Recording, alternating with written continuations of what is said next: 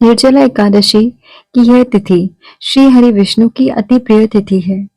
कहते हैं कि इस व्रत को रखने से साल भर की एकादशियों का फल प्राप्त होता है। एकादशी तिथि प्रारंभ होगी 17 जून सुबह 4:43 पर और समाप्त होगी 18 जून सुबह 6:24 पर। यह व्रत 18 जून को रखा जाएगा। एकादशी के दिन क्या करें? ब्रह्म मुहूर्त में उठें, पवित्र स्नान करें, पीले वस्त्र धारण करें। इसके बाद श्री हरि विष्णु की विधि अनुसार पूजा करें। उन्हें तुलसी मंजरी, पीला चंदन, पीले फूल, मिष्ठान का भोग लगाएं। इस दिन पानी पीना वर्जित है।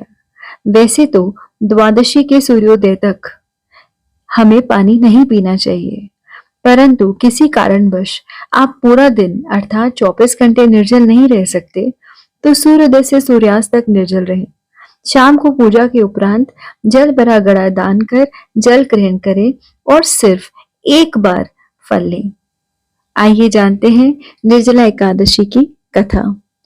श्री भीमसेन जी बोले कि हे पितामह, भ्राता युधिष्ठिर, माता कुंती, द्रौपदी, अर्जुन, नकुल और सहदेव एकादशी के दिन व्रत करते हैं और मुझसे एकादशी के दिन अन्न खाने को मना करते हैं।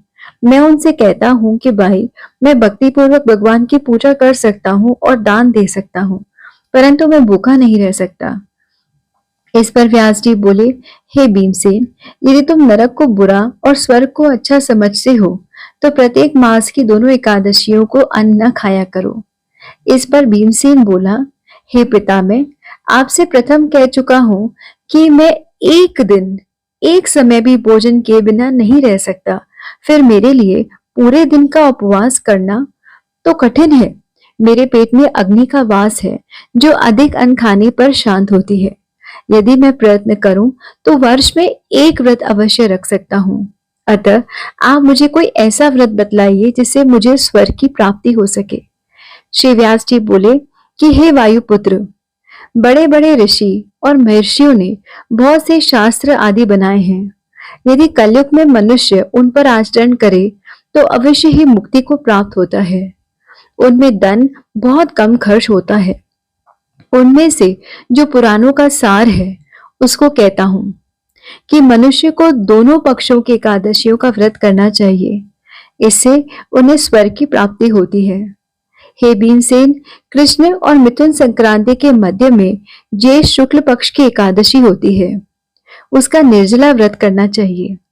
इस एकादशी के व्रत में स्नान और आचमन में जल वर्जित नहीं है, लेकिन आचमन में 6 मासे जल से अधिक जल नहीं लेना चाहिए। इस आचमन से शरीर की शुद्धि हो जाती है। आचमन में 6 मासे से अधिक जल मद्यपान के समान है। इस दिन भोजन नहीं करना चाहिए। भोजन करने से व्रत नष्ट हो जाता है। यदि सूर्योदय से सूर्यास्त तक मनुष्य जलपान न करे तो उसमें 12 एकादशी के फल की प्राप्ति होती है। द्वादशी के दिन सूर्योदय से पहले ही उठना चाहिए। उसके पश्चात भूखे ब्राह्मण को भोजन कराना चाहिए। तत्पश्चात स्वयं भोजन करना चाहिए। हे भीमसेन, स्वयं भगवान ने मुझसे कहा था कि इस एकादशी का पुण्य समस्त तीर्थों और दान के बराबर है। एक दिन निर्जला रहने से मनुष्य पापों से मुक्त हो जाता है। जो मनुष्य निर्जला एकादशी का व्रत करते हैं उनको मृत्यु के समय भयानक यमदूत नहीं दिखते, वरन भगवान विष्णु के दूत स्वर्ग से आकर उनको पुष्पक विमान पर बिठा स्वर्ग को ले जाते हैं। संसार में सबसे श्रेष्ठ निर्जला एकादशी का व्रत है। अतः यत्न पूर्वक इस एकादशी का निर्जल व्रत करना चाहिए। इस दिन ओम नमो भगवते वासुदेवाय मंत्र का उच्चारण करना चाहिए। इस दिन गौदान करना चाहिए। इस एकादशी को भीमसेन या पांडव एकादशी भी कहते हैं।